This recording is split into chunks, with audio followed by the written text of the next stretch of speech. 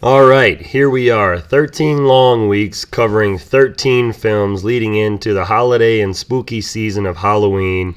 So, join us for one last episode here on Chills and Thrills.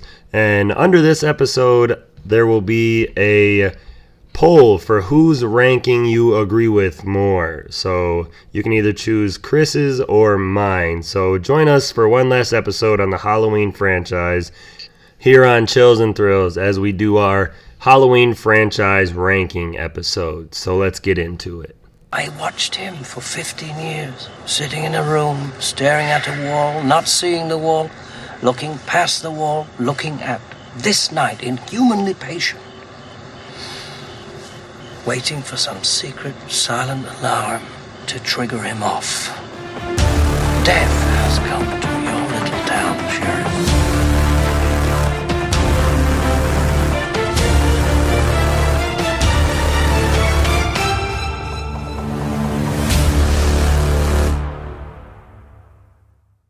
Hey everyone, welcome back to Chills and Thrills. Connor here along with Chris, and today we are diving into our Halloween franchise ranking episode. So we have 13 films down, 13 long weeks of kind of like reviewing, watching these films and kind of diving into our favorite characters, the plot of them, the score, our favorite kills, and everything about these films we kind of have dug into over these 13 weeks.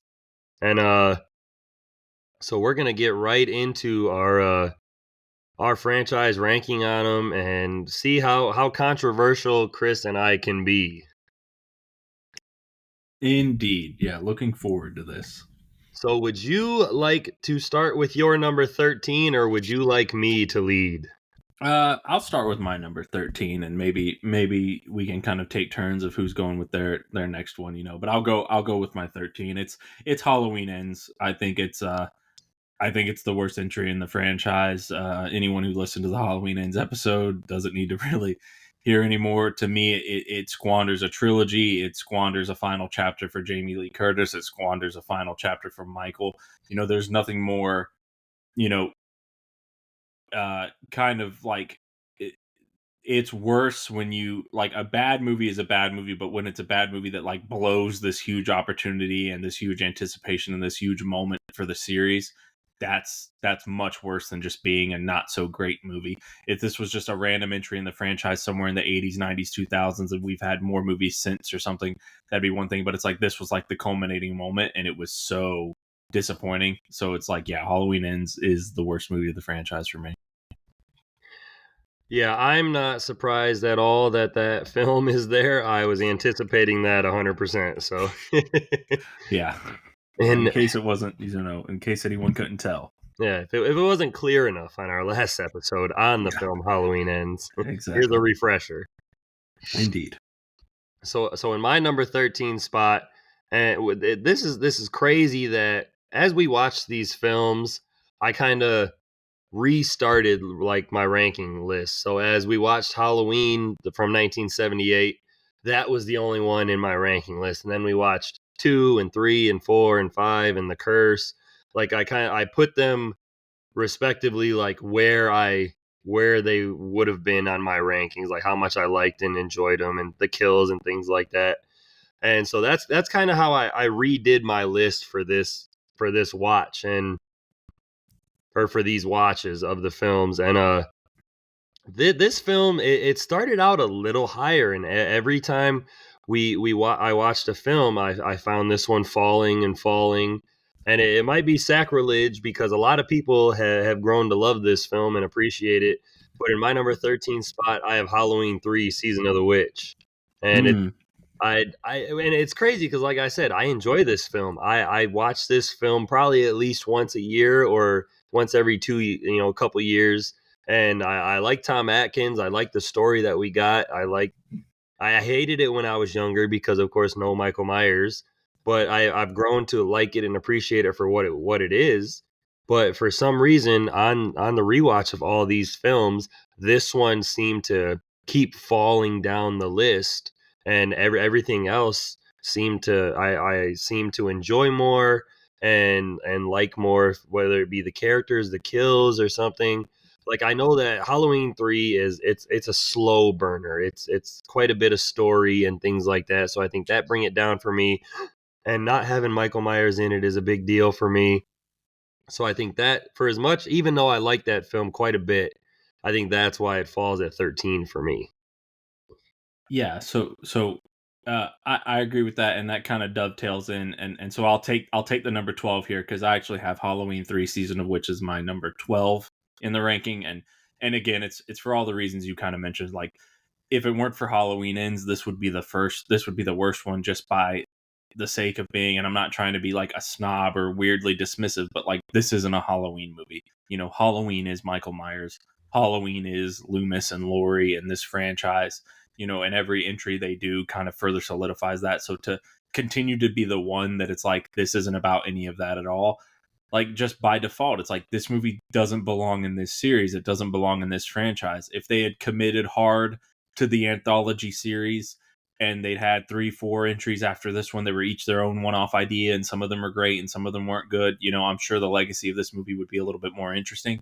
But it's Halloween 3 and it's a movie that has zero to do with anything else in this series, and that's not good at this point. That's not valid. It's like, it shouldn't be part of this franchise. And even by the ranks of just like weird 80s horror movies, like, it's not a terribly good one. It's not a terribly compelling one. It's not super engaging or like this big highlight movie, so it's kind of like, it's this weird oddball ugly duckling that I think the only reason anyone talks about it is it because it's called Halloween 3 and people wouldn't remember it otherwise. But it's Halloween 3, and the notorious thing about it is that it's not a Halloween movie. So I mean, it's second worst for me. Well, and I have your worst in my second worst spot. I have Halloween Ends in my number 12 spot, and I'll tell you, I'll let you in on a little inside secret that it was probably before, maybe a couple days ago, before I looked at this and kind of like re-looked at my list and kind of like thought, like, did a little rundown of the films. That was up in like my 9-10 spot area. Instead of 12. And then I went rewatching it and doing the episode on it. I was just like, you know what? Like, this, all the things that we said about it, with everything that you said, especially my hate corrupted you. it tends to here and there, I tend to be riding the Chris train and following right along with things that you say. Yeah. And I will say that that my opinion on, for the Godzilla franchise, my opinion on Invasion of Astro Monster is stronger because of you. It's more positive because of you, and I'll say that. See, and my opinion on Halloween Ends is a little more negative because of you. So there we go. You're spreading love, and I'm over here just pouring gasoline on every fire. So I mean, when you said that, it squandered everything that we wanted. The final confrontation between Laurie and Michael, and her final appearance, and kind of ruining the trilogy that we got from David Gordon Green. And it's not the Halloween film that anyone expected to get, and I don't think it's the Halloween film that anyone wanted to get. So it's that right there. That is why it's in my number 12 spot. We have 11 films that are, in my opinion, that are better than this film. 12 in your opinion. So I mean, it's at the bottom of our list, and from most of the lists I've seen, or most of the people I've heard talk about it, it's one of their least favorite of the franchise. So we're in the majority here. It's not like we're doing some kind of crazy hot take on Halloween Ends. Yeah. Do you want to move on to your number 11 spot, or do you want me to do my number 11? I can jump to number 11 for you. Okay. And number 11 in my rankings is actually Halloween Resurrection. And I love, this is another one that I liked a lot when I seen it in theaters. I was young. I must have been young and dumb or something. And I we were like 10, and we're over here like, hey, that was a fun, scary movie. And people are like, that's not real Halloween, you little bitch, And I do like things about it. I mean, I like the Michael Myers mask. I like the Michael Myers portrayal. And the things that bring it down for me are Busta Rhymes and the Kung Fu and the Wachan Lee, and like he wasn't he wasn't an absolute terrible character. but there's things he did in the film that drove me absolutely nuts. And him kind of manhandling Michael Myers and kicking him out a window and like, Mm-hmm. it's, get this guy off the screen. If you're gonna let him kick Michael Yeah, Myers' ass, at least let Michael yeah. kill him in the end. It's one thing to have someone sort of and to dovetail, I'll say that it's my number 11 as well. So we're all on topic and in agreement here that it's my number 11. And it's one thing to have a character that like, oh, they're gonna like put up a fight against Michael or defeat him or get the better of him. It's another thing to like to style on him, as the kids these days say, to just like it's not like, oh, he fights him and he has a weapon and he gets the better of him or whatever. It's like, no, he puts on a goddamn karate demo against Michael Myers and kicks him out a window and he gets tangled and hanged, and he's like, it borders on parody at some point. And it's like, okay, like what kind of a goofy movie are we making? And like the webcam thing was like them trying to be like hip and trendy, but it's like aged kind of terribly and didn't really work to the effect that I think they did, because it ultimately, because of the ending they went with, where originally that subplot of people watching the webcam paid off, and it paid off in the ending, but it's like in the movie as it is, it's just this side plot of people watching the internet footage and they have no real interaction with the film. And so it's like, okay, it's just like a weird kind of a thing. And it's like, yeah, there's about 10-15 minutes of this movie that's like a kind of neat Halloween H2O epilogue and a kind of okay send off for the Laurie character. Not totally satisfying, but workable. And then it just becomes this nonsense Busta Rhymes webcam haunted house movie, and it's just kind of lame. Yeah, absolutely. And like I said, I liked it a lot as a kid. And if you gave me these rankings to do at like 15, 16 years old, that probably would have been way up on the list. And I thought this film was a lot of fun when I was younger. And nowadays it's one of those films that it kind of drags for me. I don't like how they brought back Jamie Lee Curtis just to be killed off in the first 10 minutes, and I don't and like it how and they it could have ended her just been done in a character. more legitimate way. You know, it feels like such a like the minute you see Laurie, you're like, oh, they're doing like a couple minute bit here to kill her off and get her out of the movie. Like it feels so performative. It just feels so like it's there just to be there. It doesn't feel like it's legitimate to the storyline in any kind of way. Well, and then figuring out like this kind of ruined it for me as well. Like hearing what the original script was supposed to be with like her being killed off, and then we get this film, and then we get a sequel to that where her son and like Sheriff Brackett come back. Like there's things that you could have done in such a way, and this film kind of like ruined it and put the franchise on hold until the remake in 2007. Like this killed the franchise so bad that you had to remake the original film. So Yeah, I don't know. This is just one of the lower ones on the ranking for me. yeah, It's still, 100%. I can still have fun with it, but it's not one that I watch very often. Agreed. So So would you? who's moving to who's moving to number 10? That's you, sir. Okay, all right. My number 10 is Halloween: The Curse of Michael Myers. It's weird because it's like we're now like in the top 10. Like these are movies that I generally like to one degree or another. I'm like, generally my opinion is positive. Like Resurrection, Season of the Witch Ends, that's like the three really bad, I don't want to watch those movies entries in the franchise. And then 10 and up, it's like these are all varying degrees of either like perfect or like, hey, heavily flawed, but like redeeming qualities, or still things that like I'll watch these movies and kind of enjoy them. Curse of Michael Myers, like both cuts of it, really, because I don't think when referring like there's different things to like about each cut, but I don't think either cut would change its position on the list. I think generally speaking, like it still lands where it lands. They both have problems. They both have things they do better. But Curse of Michael Myers, it's like it really kind of like, you know, like it leans into this. You know, this is the reason people call this the Thorn trilogy, because they throw all this lore and mythos at us in this one, and it's kind of was made a few years too many after Halloween 5. And so it's kind of got this like distanced thing about it, and like they didn't bring back Danielle Harris, and unfortunately Donald Pleasance as Sam Loomis. He was aging and his health was kind of declining, and he sort of underused, and he passed away before they could do any reshoots, so they only minimized his role.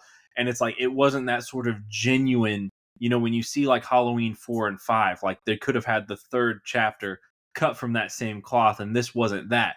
This was feeling like it was like, the writer wanting it to be a genuine part 6, but then maybe like the producers and the directors wanting to be like, hey, we need our new Halloween restart for the 90s kind of a thing. And it just feels torn in terms of what all the parties involved wanted it to be. And so it's just kind of like this weird misfire and mishandling of things. I like Donald Pleasance. I like Paul Rudd. Like, Paul Rudd's surprisingly, like, he's weird, but like he's like in this movie, like he's kind of a weirdo character, but like he's good, and he's like a pretty compelling protagonist, and but it just kind of doesn't work, and either version of the movie kind of like it, there's, like I said, there's things each one does better than the other, things each one does worse, but like both of them kind of don't really hit the mark. Okay, I can understand that 100%. So I'll go ahead and give you my number 10, which Chris might not be too happy with me on this one. It's Rob Zombie's Halloween 2 from 2009. Fair enough, I suppose. So there's things that just with this film, it just really rubbed me the wrong way and irritate me, which is the foul mouthed characters, the having to bring back his wife and do like the ghost and like the white horse story for Michael Myers. And I know it explains that in a quote early on in the, before the film starts, it explains all that. And I love the portrayal of Michael. Tyler Mane does a phenomenal job. He's brutal. He's really aggressive. He's imposing. But it's just the way the characters are handled. Loomis, Laurie, like they all turned into these terrible like characters and people after this incident from his original film in 2007. And then you get like Brackett, who's a sympathetic character and like trying to care for everyone. And then even like Laurie's friends and coworkers are like foul mouthed and annoying and like running away to sleep with guys that they just met at this party a half an hour ago. And like I think the nudity goes too far in some scenes, the language. So like to me, like it's an acceptable Halloween film because Michael Myers is an absolute badass in this film, but it's one of the ones that I look at and it's 10 minutes long or like an hour and 50 minutes long, and I look to some of these other films that are shorter, and I think they're shorter and quicker movies for me to watch, and I feel like they did it better, or they are a better Halloween film. So Halloween 2 2009 is in my number 10 spot. So I will fair enough. We'll keep going back and forth, I guess. Since I did 10, I'll do 9. Okay, and fair enough. my number 9 spot is what you had in your 10 spot, which is Halloween: The Curse of Michael Myers, for all the reasons you said. But it's one of those films that I can put on, have fun with it. It's a quick, I think it's like 84, 85 minutes, 88 with the credits, and it's pretty quick paced. It has a really good like Halloween atmosphere. And George P. Wilbur comes back for a second time and plays Michael Myers, and I think he did a good job in this film. The characters aren't as obnoxious; they're not anything to like. But I mean, I do like that we get Paul Rudd as Tommy Doyle in this film because I like him as an actor and have for a long time. And it depends on which cut you watch for certain things. I like the music in one, I like the kills more in one, things like that. I like the storyline more. So I mean, it's a mixed bag for me. Clearly why it's a little lower on the list, but it is in my number 9 spot. So I mean, it's above some films, not quite in the middle just yet, but I still have fun with Halloween: The Curse of Michael Myers. Gotcha. My number 9 spot would be Halloween 5, The Revenge of Michael Myers. And it's sort of, it's trying to sort of recapture the energy and the magic or what have you of Halloween 4. And but it's kind of like hitting the notes, but not really playing the music in some ways. And it's not bad, but it starts to like, you get the sense of like they weren't really sure what to do with it. So like the wonderful Danielle Harris is muted for most of the movie, so you don't really get to appreciate and enjoy like her character in any kind of way. Donald Pleasance is going a little too mean spirited with his Ahab version of like losing his way, kind of Halloween, of his Loomis portrayal. He's like, it's like, oh, he's putting like Jamie Lloyd at risk, like too much, like he's like going off the wall a little bit, so it makes him a little bit unlikable. But like he still gives a great performance. Donald Pleasance is great, and it plants the narrative seeds of this mysterious man in black, these thorn tattoos that kind of grow into this sort of lore and mythos that I think the franchise would be better served not having dealt with. And it's kind of all set up with this, like, the minute you have a movie that kind of plants seeds or sets up things and you don't have an answer for them, like you can't fathom how bad some of the answers might be that are come up with from other people on the next movie, or just how much those answers might not fit or work. It's kind of a disingenuous thing to like make your movie have stuff in it that then the next filmmaker has to pick up on and address and deal with, or has to choose to ignore. Like it's kind of like not really good fundamental filmmaking, even with franchises. If you don't have some sense of a plan or what have you, like it's not really good to just be throwing stuff out there for people to be guessing about. So it's like this movie kind of has a lot of that stuff, and it's like, well, this whole franchise could have been on a little bit of a different trajectory if it didn't do that. So Revenge of Michael Myers gets my number 9 spot. My number 8, it might be a hot take here, but it's actually Halloween Kills. Yeah, I mean, it's a solid Michael Myers movie. It's a solid, like, if you're a Michael fan and you want to see Michael get a ton of kills racked up and just have a good merry old night out on the town killing people in Haddonfield with like, little to no consequences. He starts off killing people, he ends killing people. There's not really a beginning or end to the storyline or anything. Like this is a good movie for that, and it's got a great John Carpenter score, but it's kind of like got some filler in there, and it's kind of meandering. Like it is kind of just like this weird sort of like day in the life of Michael Myers kind of a thing. And like there's an appeal to that. There's some fun to be had there, but it's like there's not a whole lot of like substance here or storyline. And what they try to do to kind of add substance and storyline and themes to the movie is just this kind of like, oh, mob mentality is bad. Oh, that sort of a thing, and it's like, okay, we get it, like panic and fear make people act crazy and whatnot, like, okay, fine. It's like you're not profound, so it's just kind of this like, it's great for the kills and great for Michael scenes, but like outside of that, like it's just not that amazing of an entry in the series. All right. I don't know if that's a hot take because I mean I see that film being hit or miss when people talk about it. So not a hot take. I don't think at all that it's your number 8. So in my number 8 spot, mine is definitely going to be a hot take. Okay. I have Halloween H2O 20 years later.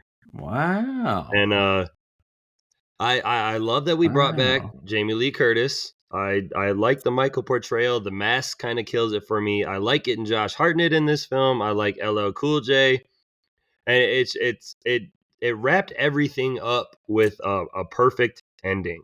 With Laurie cutting Michael's head off. If we would have ended there, I think that would have been a phenomenal ending to the Halloween franchise until we got a remake or whatever. How many years later? Not what we got with Halloween Resurrection. But where this film bugs me is it reuses like music from like the Scream franchise, and like Kevin Williamson wrote this as like a hip like kind of like Scream ripoff type thing, and like I just the characters I'm not the biggest fan of. Again, the music I'm not the biggest fan of. It does roll by at a pretty good pace. It's only about 80 minutes long or so. I believe it's the shortest in the Halloween franchise. But for some reason, for all the things that it does right, it still doesn't click for me. And I mean, I don't know if it's just Halloween Resurrection kind of souring what we got in this film so many, a couple years later, or what it is, but I know the music drives me up the wall, and the Michael Mass drives me up the wall. So it's a combination of things that kind of place this lower on the franchise rankings for me. Fair enough. Fair enough. And again, I know that's going to be a hot take. So when people listen to this, bring the comments my way. I want to hear them. I'd challenge you. All right. So that was your number 8, right? So you're taking us to number 7. Yes, I am. So my number 7, so my number 7 on my franchise ranking list is going to be Rob Zombie's Halloween from 2007. Okay. And again, this film has a lot of the problems that Halloween 2 does, but we get Rob Zombie kind of being a little more tame and having to follow the Halloween story a little bit more. We get Tyler Mane, we get Danielle Harris, Scout Taylor Compton. Like we get a lot of good characters in this, and they're just a little over the top. They're not quite as Rob Zombie characters in other films. So I like that they're a little more tame. Tyler Mane as Michael Myers again is phenomenal and imposing and scary as hell in this film. And it's just after we got Halloween Resurrection, we didn't know where the franchise was going to go. And then you hear that Rob Zombie's remaking it. So as soon as I hear that, I was a fan of his music and other films that he had done. So I was super high and excited, and I watched this film a boatload of times when it first came out. And I kind of go back and forth with this one on my ranking. Originally it was a little higher, and then I tried to rank these after we had decided that we were going to do the Halloween franchise. I tried to rank the films, and Halloween 2007 was a little closer to the bottom. And it kind of found, after we watched it and did the episode on it, it kind of found a nice little spot comfortably here in the mid, kind of towards the middle section of our ranking. So I have Halloween 2007 in my 7th spot. Gotcha. For my 7th spot, now this one I'm sure is going to start to get into some little bit of a controversial hot take territory. I actually have Halloween 2018. It's a fun sort of wipe the slate clean, what if follow up to the original 40 years later. If you can get past the kind of the absurdity of that, like the killer is 40 years older, the young woman is 40 years older. It's like it's a Halloween for middle-aged people or elderly folks. Like kind of get over that. And it's like it's got a lot of fun. Like it's got a lot of no frills in that there's not a lot to dislike about it. In that it's like, oh, we're gonna mimic the Halloween opening, and we're gonna bring back John Carpenter for the music, and we're gonna wipe away all the lore. And we're just going to do like some really good suspense and some really good kills. And it's just going to be kind of like back to the basics. And within that, there's a lot to be like, oh yeah, what is there to hate about it? But then beneath the sort of glossy, superficial nostalgia stuff, it's like, well, what is this one really bringing to the table all that much on its own? Does it have like these amazingly inventive, wild kills?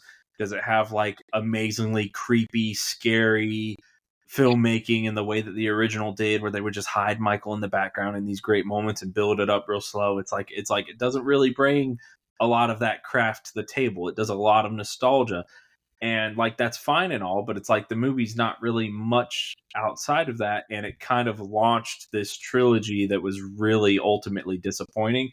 So, I mean, I wish I could rank it higher, but for me, it gets the number 7 spot. There's a lot it does well. It looks good. It sounds good. It's a kind of a vintage kind of Halloween story where it's just him killing people, but it just kind of, that's not enough to be one of the best entries in the series for me. That's not as heartbreaking as you ranking Godzilla versus King Ghidorah lowest on our Heisei tier. So that doesn't break my heart that much. It is the worst Heisei film. Oh, and then I moved to number 6. Is that me? Yes, sir. Okay, sorry. I help make these rules and I keep forgetting them. You're good. My number 6 is now actually Halloween 2 from Rob Zombie. And it's a creative kind of hot take for the series. It's kind of a departure, but it's Rob Zombie concluding the sort of 2-film saga that he started, for better or worse. I know he's creatively unsatisfied with both of these movies, but like it's this dark take. I'm specifically talking about the director's cut.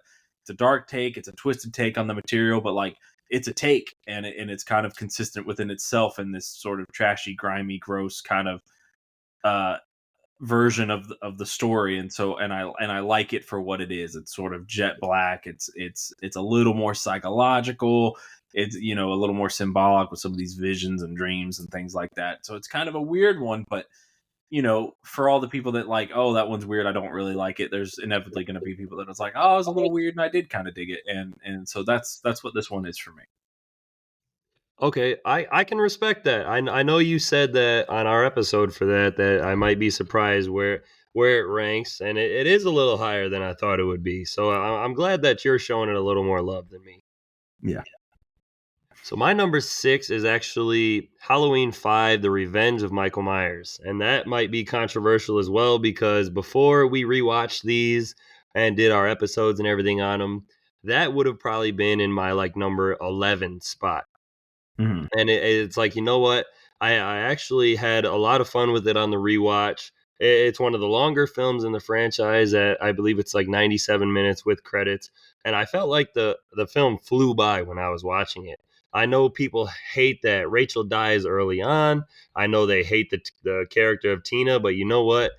I found her annoying as well, but I also found her fun, like the spunky, like rambunctious, like friend that everybody has one of them, and she Mm-hmm. just happened to be that one in the film, and I liked it quite a bit more than I remember liking Halloween 5. I mean, it still has its problems, you know. People complain about the mask, which is one of my gripes with it, and the ending with like it being like this like cliffhanger ending of where Michael went and like the man in black. So like I do not like the Thorn connection to Halloween 5. That bugs me. If that wasn't in there, it might even be a spot or two higher on this list because I did have fun with it, but there are a lot of problems with it if that came from like the writing and the storyboard and things like that. So it lands in my number 6 spot on the franchise ranking. Fair enough. So my number 5 is actually Halloween 2 from 1981. And that I thought this was a great follow-up to the 1978 film. And we talked about it and kind of went over it in the episode to where like we appreciate this film a lot. And I mean, Dick Warlock being Michael Myers and doing a great job, and kind of I have my problems with it, like Laurie being trapped in a hospital room pretty much the entire film, even though towards the end she does get to shine a little bit more, but we get Dr. Loomis and Donald Pleasance in his shining glory in his second film in the franchise. And it's one of those films that I watched a ton as a kid, and Chris and I both said that we love the how it continues on the same night, and Michael tracks Laurie down to the hospital, and it adds the infamous line where we get that Laurie is actually Michael's sister, and the connection between those two.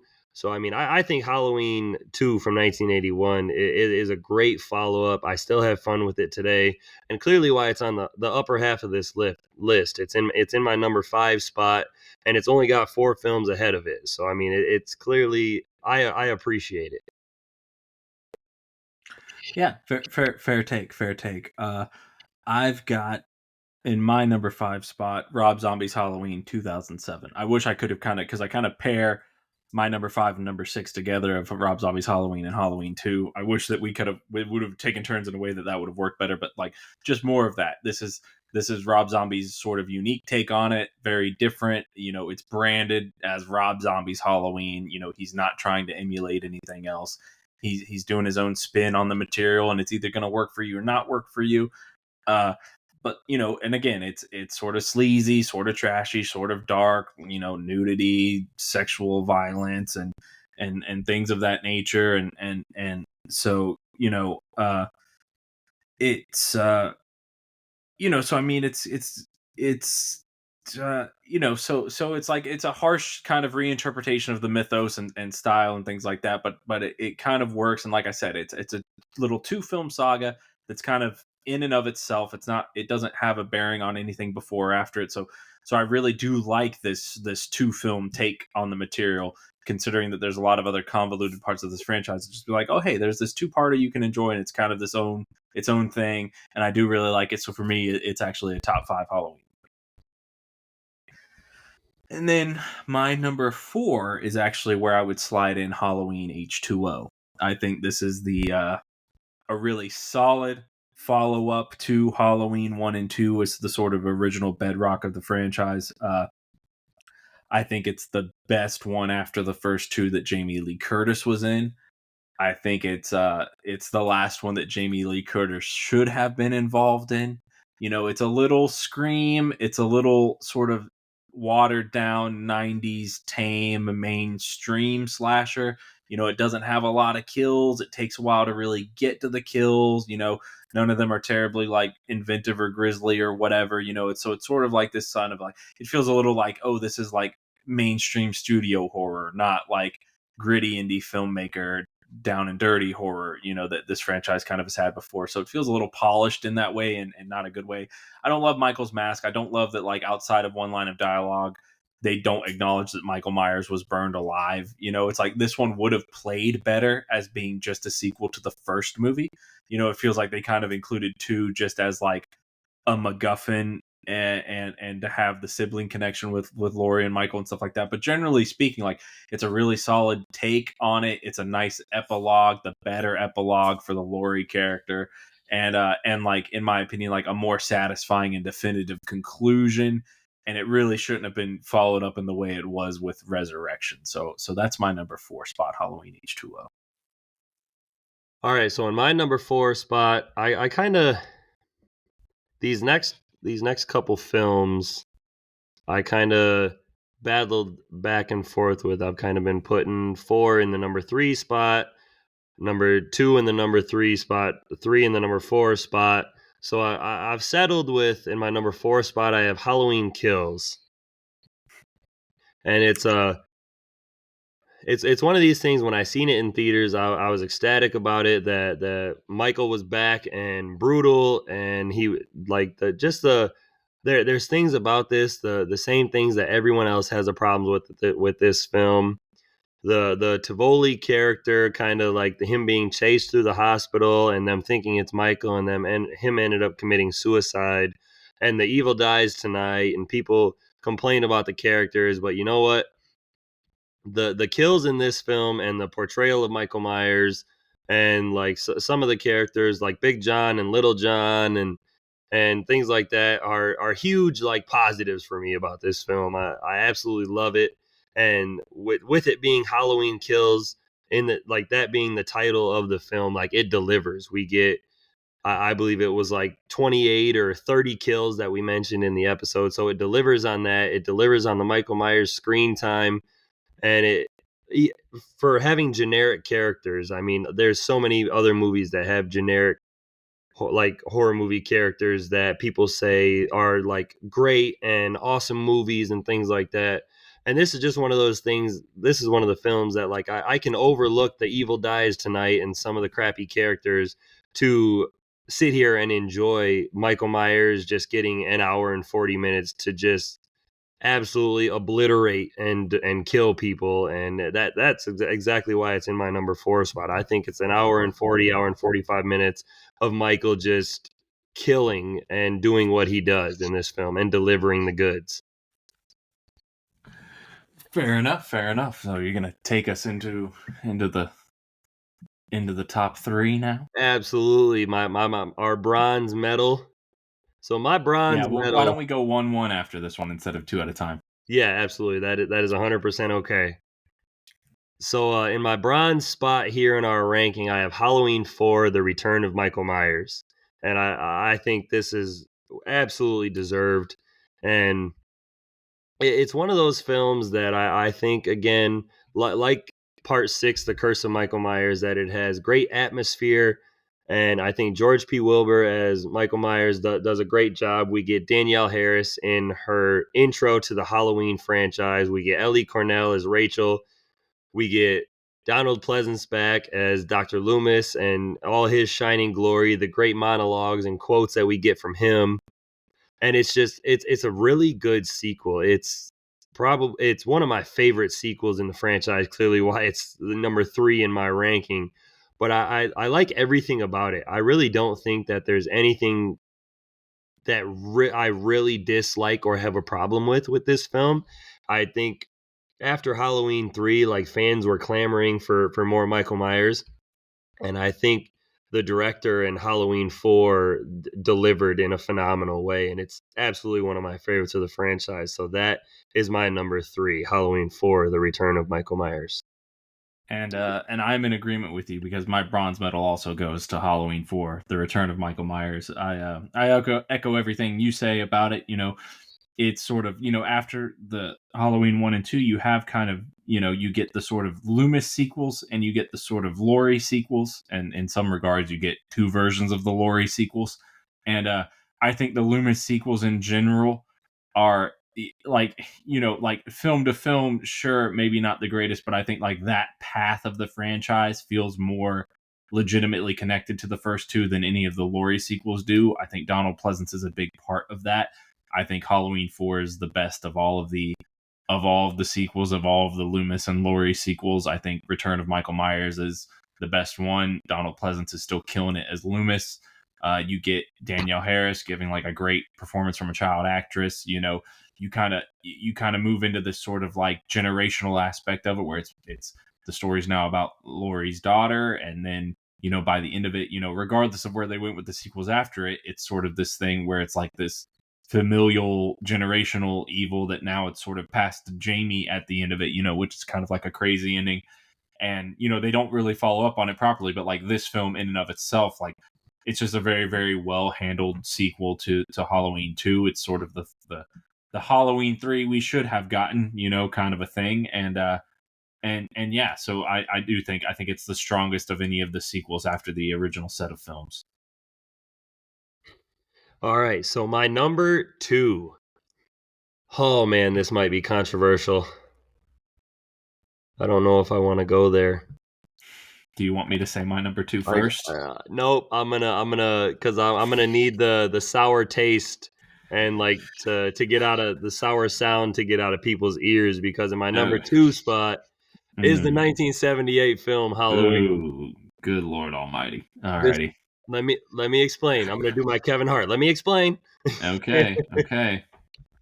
So I base my rankings for movies, and anyone who has listened to our Godzilla ranking or other rankings during episodes, I base them on how much I enjoy watching the film.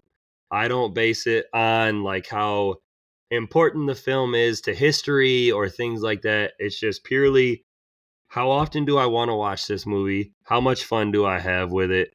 And how much I enjoy it? Because if I was doing this off anything other than that, the original Halloween would be number 1, because it's one of the top 5 greatest horror films ever made, in my opinion. And it's probably in my top 5 favorite movies of all time.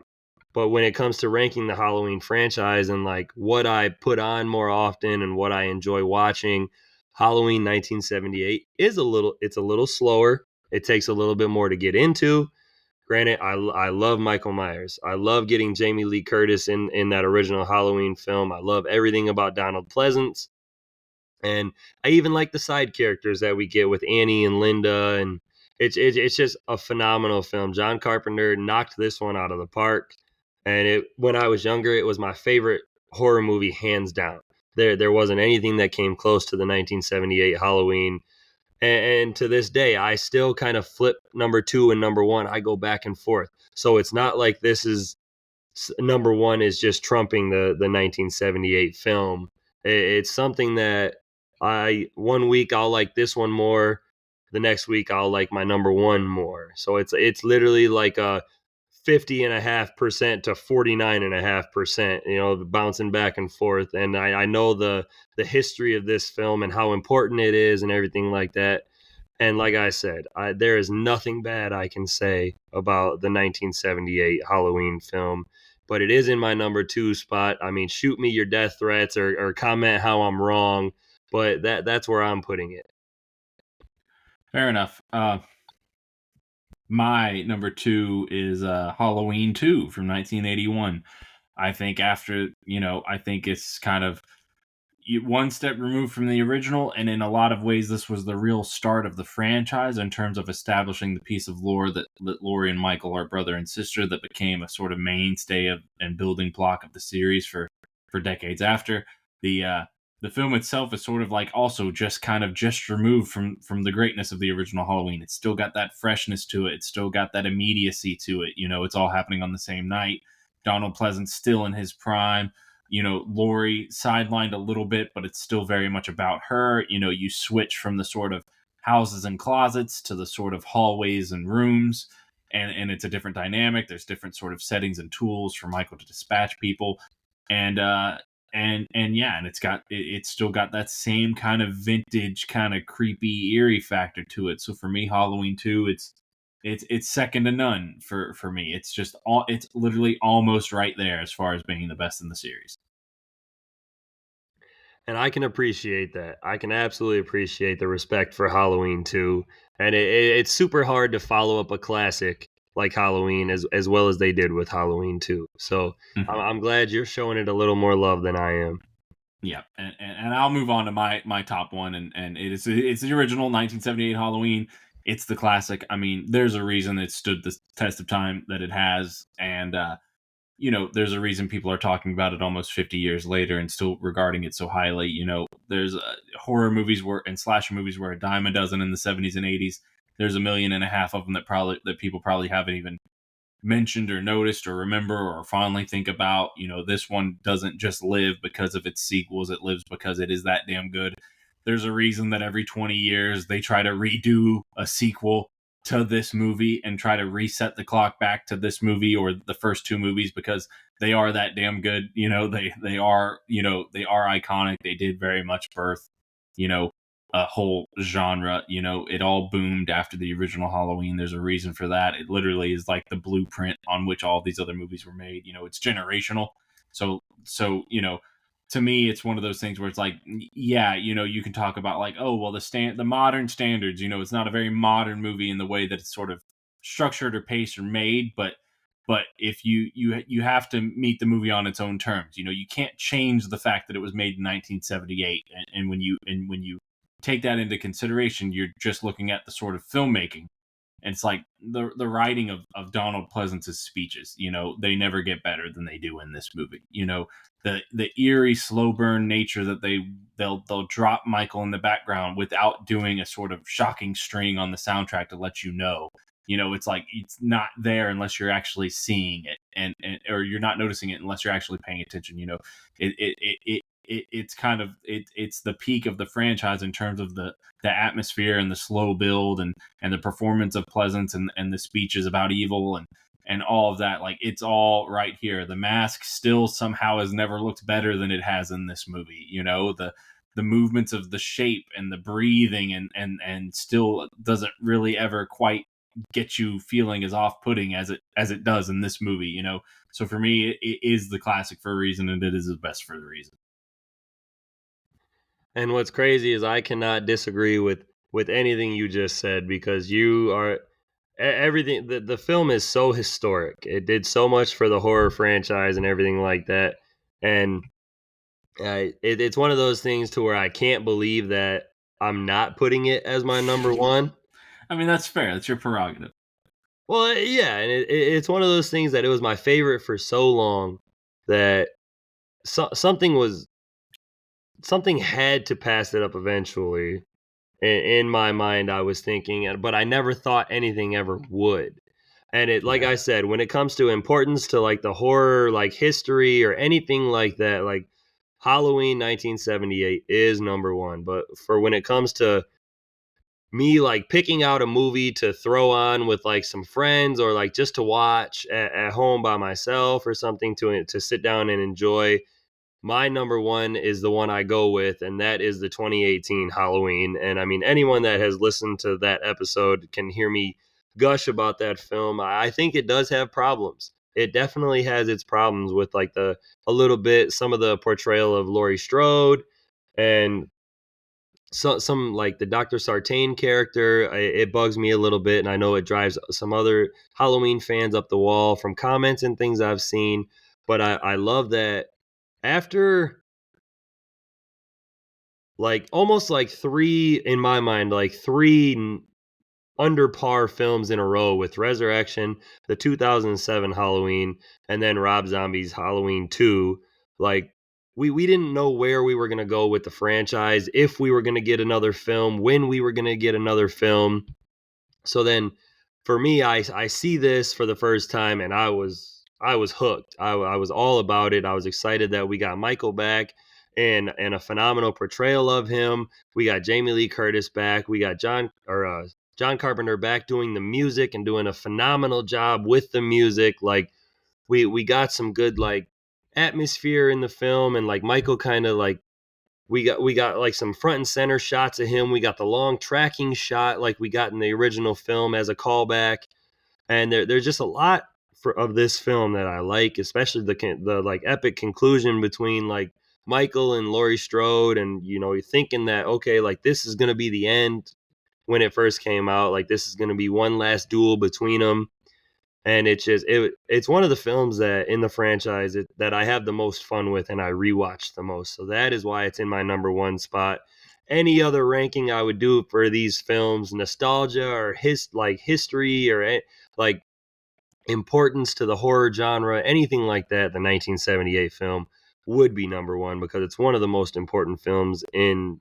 It might not even be horror history; it might be cinema history because it was just it became huge back in the day. But when it comes to enjoyment value, I enjoy the 2018 film just a little bit more. So that is my number one in the franchise ranking list. I can enjoy that, and I respect your willingness to just be like, hey, this is my take on it, this is my opinion, and sticking by it. That's admirable. I'm waiting. I'm waiting for the comments. I'm sure. Yeah, I'll be the first comment. Don't worry. On the day that this releases, you just write me a half a paragraph of how I'm wrong. Halloween 2018 is mid. Is mid. But no, I mean, I think we got two great lists here, and I like that. I like that you shown like gave some love to some films that I didn't a little bit higher, like Rob Zombie's Halloween and Halloween 2, and then the original Halloween 2, and like things like that. I like that. Like we're with 13 films, you don't know how really different you can be, and on some of them we were the same, but we definitely. I showed a little bit more love to some, and you showed a little bit more love to others. So we weren't. Yeah. It was a mixed bag. You've got a bit more love for that modern trilogy. I have a bit less love for that. I got a bit more love for the Rob Zombie movies. You got a bit less love for the Rob Zombie movies, but we kind of are both very similar in like, hey, our bottom three are basically matching. Our top three are fairly similar. They're 2 out of 3 are in there. So it's like it's just the stuff in the middle that we kind of don't see total eye to eye on. And that's all right, because I mean we're gonna have many more ranking episodes where we rank some franchises hopefully coming up, and we'll see what takes we have on those. I am excited because we get to do on our next episode a special voters request for our special bonus Halloween episode, and we do not know what that film is yet. So we'll come closer to Halloween. We're only a couple days away, but we will find out here very soon, and our listeners will probably be just as surprised as us. Yeah, looking forward to what we get selected for us. So thank you. Before we get out of here, thank you for indulging me in the Halloween franchise. This was fun, knocking the Friday the 13th franchise out, and then coming to this one, and we got another big horror franchise planned, and we hope the listeners enjoy that one as well. Indeed. We're doing Scream next, right? No. I won't spoil it. I will tell you on our next episode at the end of that what that franchise is. So we will we'll have to have our listeners tune into that one to figure it out. Yeah, I'm dreaming of the possibilities. I'm done with you.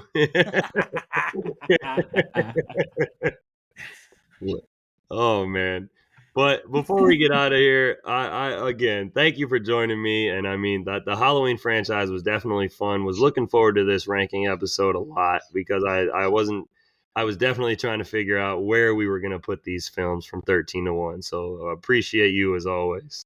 Yeah, definitely. It was a lot of fun. A lot of fun to discuss it and kind of see, like, it's easy to in the ether to be like, oh well, this one sucks, or this one's good, or this one's actually pretty good, or whatever, and then to kind of say like, well, hey, how would you actually lay them out to best to worst? Which one do you actually think is the worst? Which ones do you actually love more than all the rest? Which ones are kind of like mid, but upper mid, lower mid, that kind of a thing? It's fun to kind of suss that out and see where you kind of land on all of them. Yeah, absolutely. So again, we have a surprise bonus episode for the Halloween holiday on our next episode. So thanks, Chris, for joining me on this ranking episode. Thanks anyone out there who listens to us, and until next time. What's the boogeyman?